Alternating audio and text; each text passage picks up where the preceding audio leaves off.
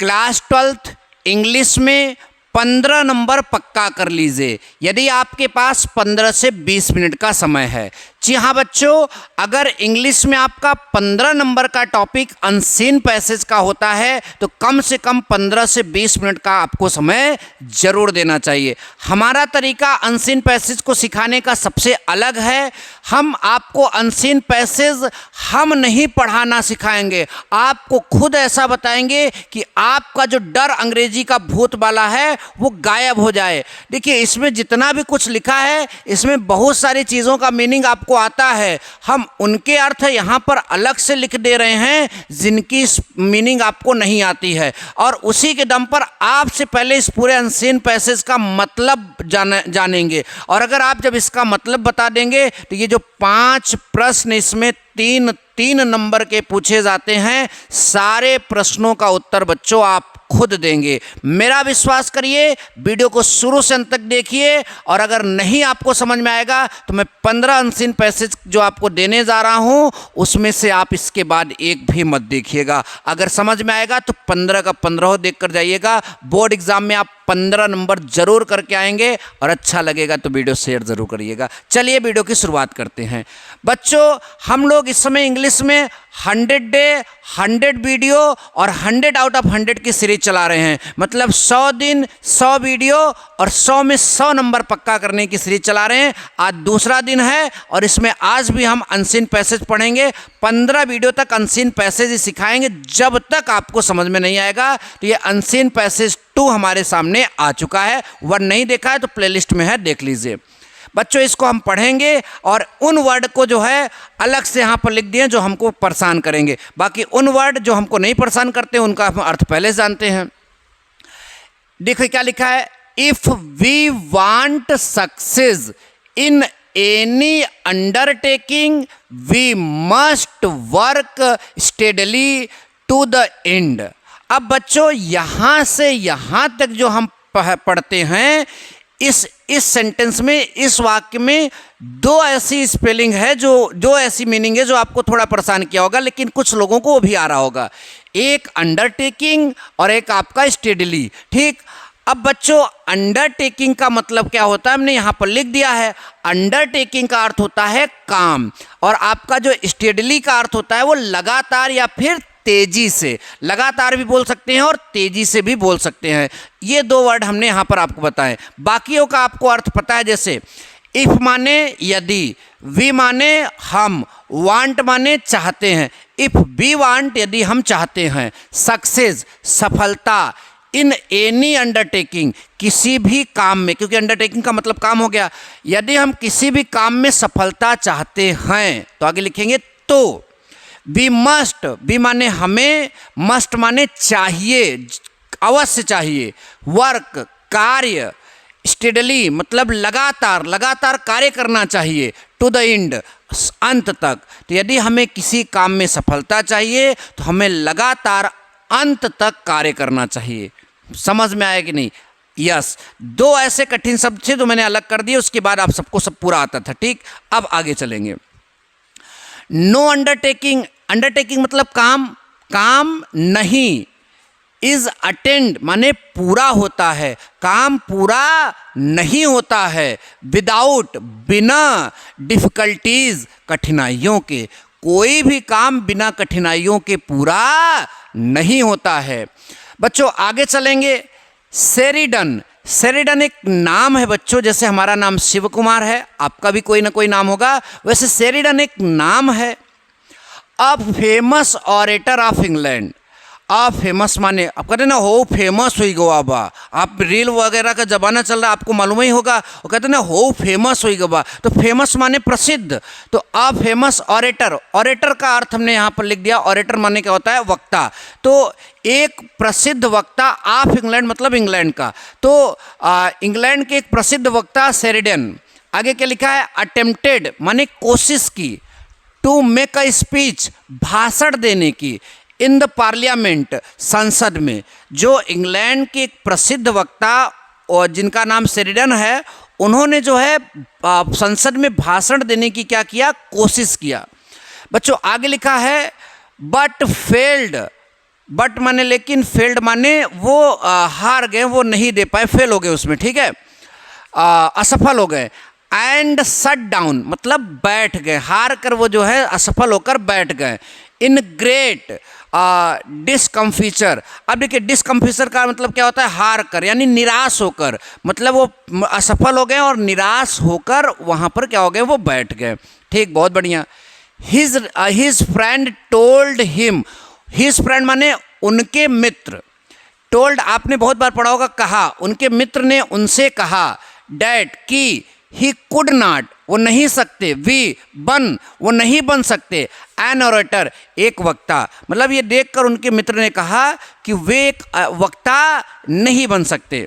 अच्छा, ही रिप्लाइड उन्होंने उत्तर दिया, इट इज इन मी यह मेरे अंदर है, इट इज इन मी मतलब यह मेरे अंदर है, एंड शैल कम आउट यह बाहर आएगा, यह मेरे अंदर है और यह बाहर आएगा। वही मैं आपसे बोलता हूँ, आपके अंदर वो एनर्जी है, आपके अंदर वो जुनून है, अगर आप पढ़ेंगे तो वो चीज़ बाहर आएगा। ठीक, आगे।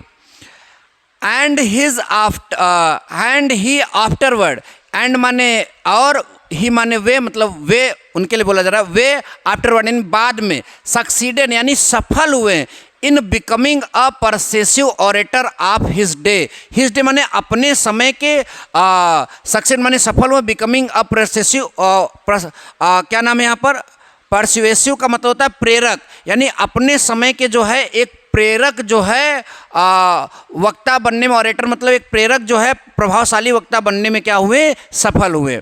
अच्छा, आगे चलते हैं।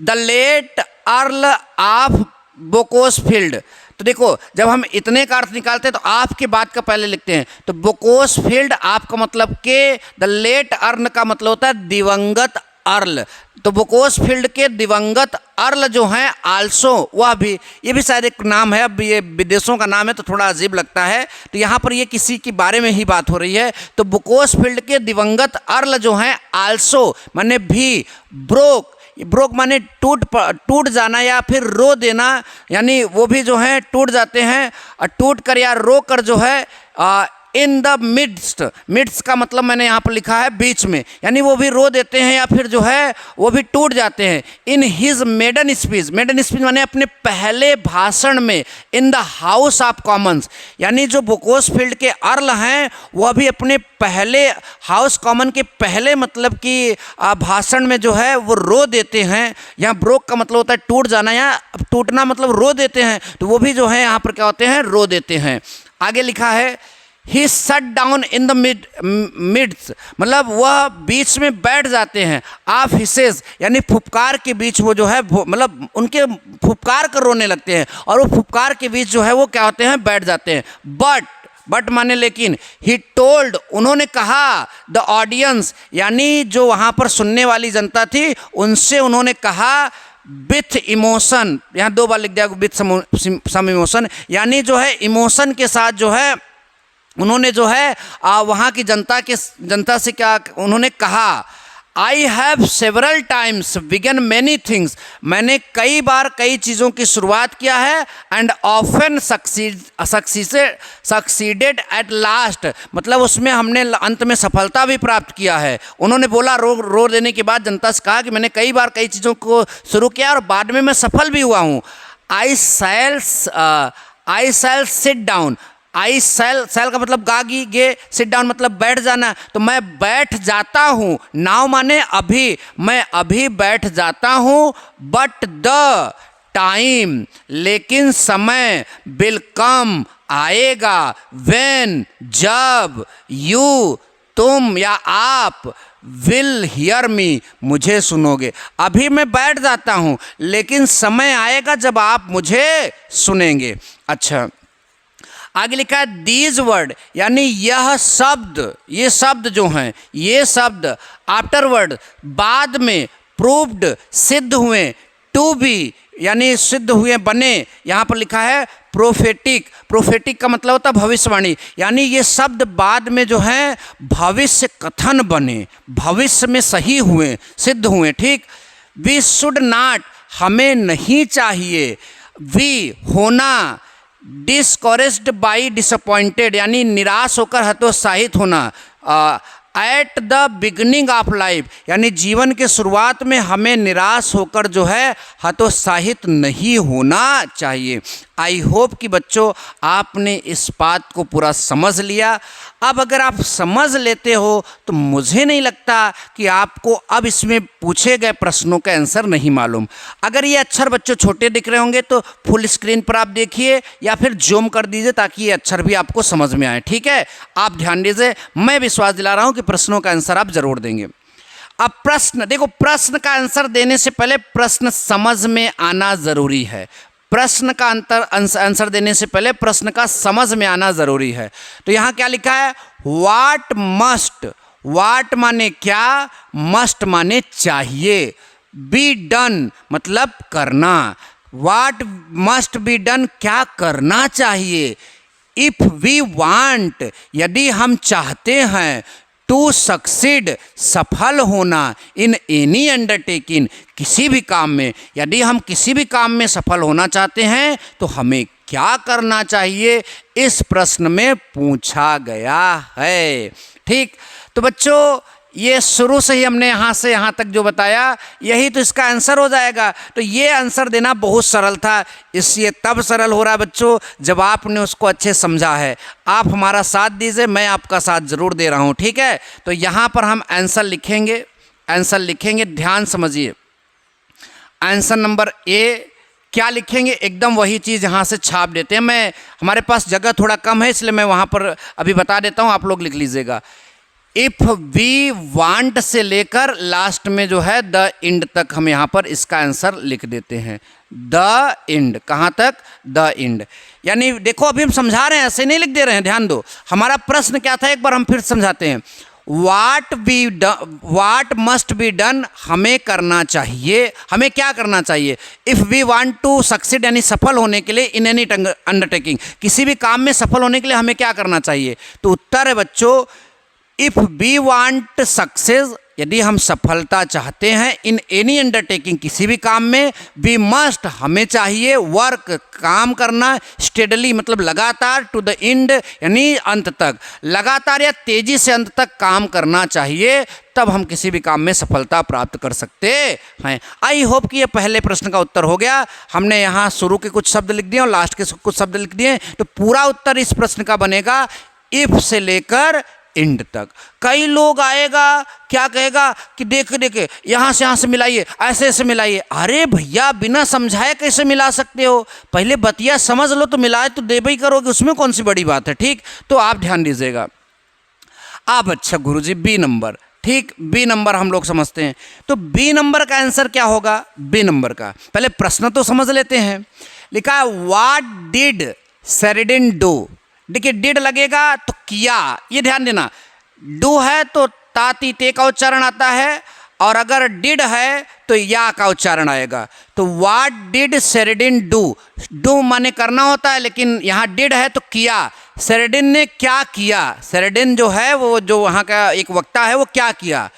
When he failed to make a speech in the parliament, जब वह जो है पार्लियामेंट में जो है भाषण देने में असफल होता है तो वो क्या करता है भैया, वो निराश होकर क्या हो जाता है, बैठ जाता है। आप यहाँ पर बोलेंगे शेरिडन जो है निराश होकर बैठ जाता है जब वो जो है पार्लियामेंट में भाषण जो है भाषण लिखा ना फेल हो जाता है भाषण देने में, तो क्या हो जाता है, निराश होकर बैठ जाता है। तो कौन निराश होकर बैठ रहा है, शेरिडन बैठ रहा है। कौन बैठ रहा है, शेरिडन। तो उत्तर देखिए बनाकर लिखेंगे हम लोग, पहले जो बैठ रहा है वो उसको लिखेंगे। Sheridan shut down, shut down, Sheridan shut down, Sheridan बैठ जाता है। इन ग्रेट, देखिए यहाँ यहीं से हम बना रहे हैं, कहीं पर होगा, ठीक है। कहाँ गया, शेरिडन शेरिडन शेरिडन शेरिडन, ठीक है। शट डाउन देखो लिखा ना, फेल्ड एंड उसके बाद देखिए Sheridan shut down in great discomfiture, ठीक है। तो shut down in great discomfiture, तो इन ग्रेट डिसकम्फिसर, तो वो जो है निराश होकर जो है बैठ जाता है। ठीक, ध्यान दीजिएगा। कब, ये बताओ ना पहले भाई, बैठ जाता हो तो ठीक है, कब? वेन, वेन माने जब, ध्यान दीजिएगा, वेन माने जब। ही फेल्ड, ही क्या लिखेंगे यहाँ पर? फेल्ड, वह असफल होता है, वह असफल होता है। टू किसमें? Make a speech, make a speech, make a speech, यहीं पर होगा कहीं पर, इन द पार्लियामेंट। आगे आप लिख सकते हैं इन द पार्लियामेंट। फिर से समझते हैं क्वेश्चन का आंसर। क्या लिखा है बच्चों?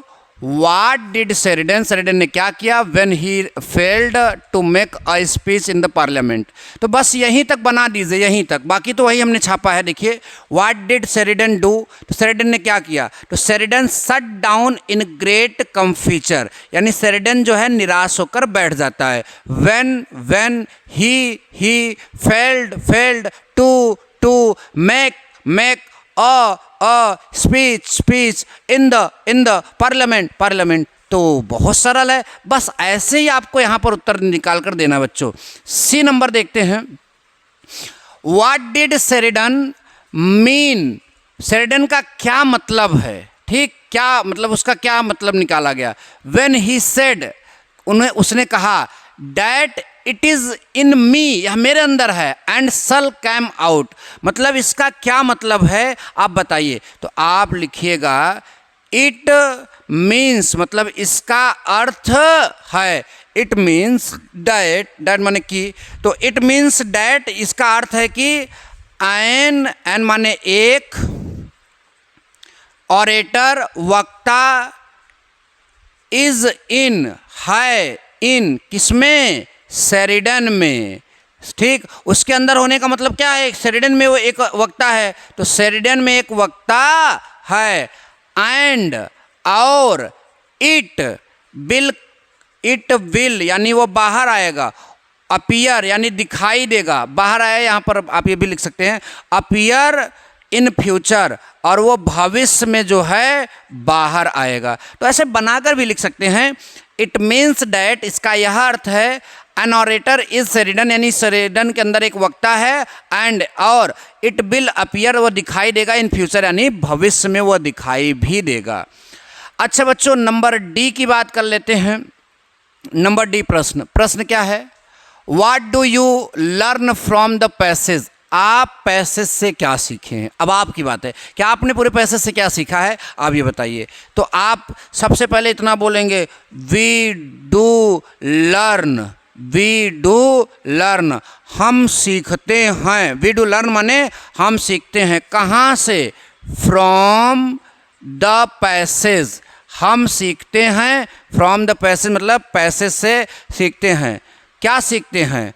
द वी यानी डैट वी की, यहाँ द वी नहीं होगा, डैट वी, पैसेज से सीखते हैं। डैट वी शुड, यहाँ पर अगर नहीं दिख रहा होगा तो देखना शुड लिखा है। नॉट, हमें नहीं होना चाहिए, अब ये यहाँ से आ जाएगा। इसके बाद आप लोग लिखिएगा वी शुड नॉट, उसके बाद देखिए लिखा जाएगा we discouraged by disappointment at the beginning of life. तो देखिए आंसर भैया वहीं में रहता है, थोड़ा सा बनाना पड़ता है। ठीक, आपसे क्या पूछा गया? What do you learn from passage, तो आप पहले लिख दीजिए we do learn from the passage, यानी हम पैसेज सीखते हैं। डैट क्या? वी शुड नॉट, यानी हमें नहीं होना चाहिए, डिस्करेज्ड बाय डिसअपॉइंटमेंट, यानी निराश होकर हतोत्साहित नहीं होना चाहिए। Eight the beginning of life, यानी जीवन के शुरुआती समय में हमें हतोत्साहित होकर, मतलब निराश होकर हतोत्साहित नहीं होना चाहिए। अच्छा, ये भी हो गया। अब बच्चों ई नंबर में जो प्रश्न आता है वो उसमें वर्ड का रहता है।